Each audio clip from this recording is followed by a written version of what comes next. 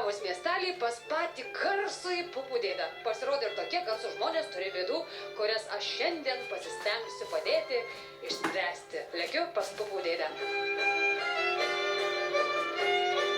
Labą dieną. Labą dieną. Šuniukai nepašlaus. Čia jie taip sveikina. Kiek daug. Sveiki. Ačiū. Sakykit, kaip smagu pas jūs, tai žinokit, papabuvosim svečiuose. Gal dėl to visgi smagu, kad tokie neįprasti šeimos nariai, neįprasti pas Lenkus buvo, prisimenat, tas kino klasika, 4 tankys ir šuo. Tai pas lietuvis atvirkščiai, 4 šuniukai ir 1 tankystas pupudėlė.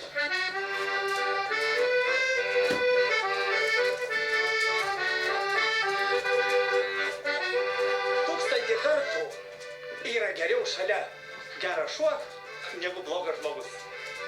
O blogų žmonių daug aplinkui, ar ne? Jie pasitaiko. Tik tai ačiū Dievui, kad gerų žmonių yra daugiau negu blogų.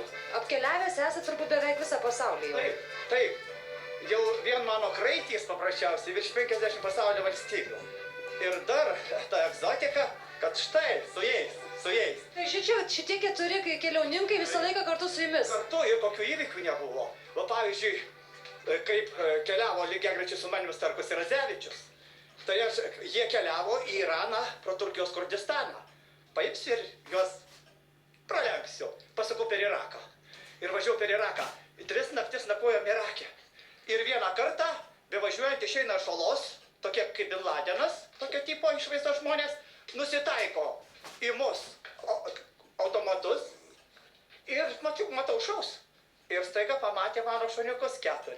Tik tai jie taip sustojo, susimetė, kažką tarp savęs pakalbėjo ir vėl įėjo į olą. Pagal jų tikėjimą, jeigu žmogus globoja gyvūnus kelis, jie tą padarydami labai užrūstis Alachą. Kitaip sakant, sako, tau Irake šuniukai išgelbėjo net gyvybę.